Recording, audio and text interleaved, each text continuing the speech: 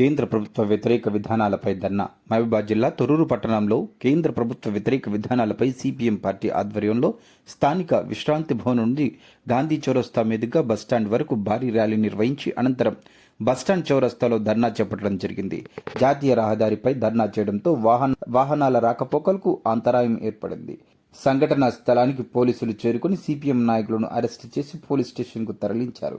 ఈ సందర్భంగా సిపిఎం రాష్ట్ర నాయకులు నాగయ్య మాట్లాడుతూ సిపిఎం ఆధ్వర్యంలో చేపట్టే జైల్ భరో కార్యక్రమంలో భాగంగా ధర్నా చేపట్టడం జరిగిందని, కేంద్ర ప్రభుత్వం తీసుకువచ్చిన లేబర్ కోడ్లను వెంటనే వెనక్కి తీసుకోవాలని, నల్ల చట్టాలను రద్దు చేయాలని డిమాండ్ చేశారు.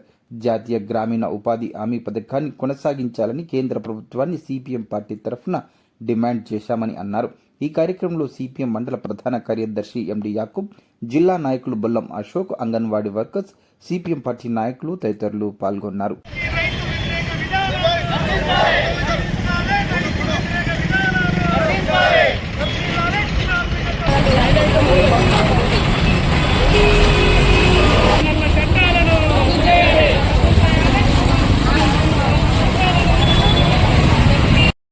ప్రజా వ్యతిరేక విధానాలను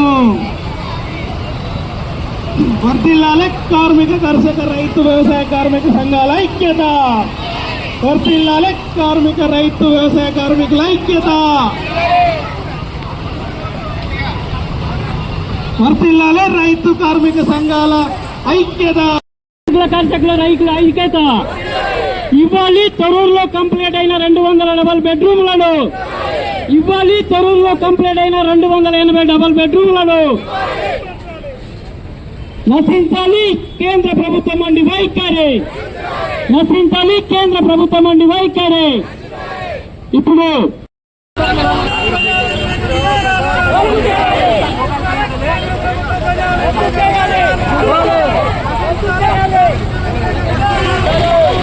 ఈరోజు దేశవ్యాప్తంగా క్విట్ ఇండియా ఉద్యమ స్ఫూర్తితోని ఈ దేశంలో మోడీ చేసినటువంటి చట్టాలకు వ్యతిరేకంగా పెద్ద ఎత్తున పోరాటం జరుగుతుంది.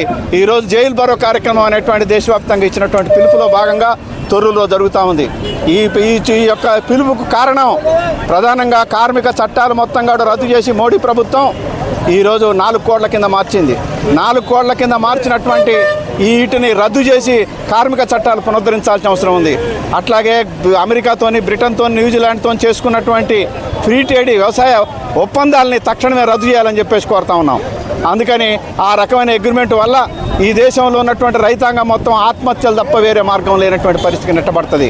అందుకని ఇవన్నీ కూడా దృష్టిలో పెట్టుకున్నప్పుడు అట్లాగే వ్యవసాయ కార్మికులకు మొత్తంగా కూడా మహాత్మా గాంధీ గ్రామీణ ఉపాధి హామీ పథకాన్ని ఉన్నటువంటి చట్టాన్ని దీన్ని మొత్తంగా కూడా రద్దు చేసి విబీజీ రామ్జీ పథకాన్ని తీసుకొచ్చారు.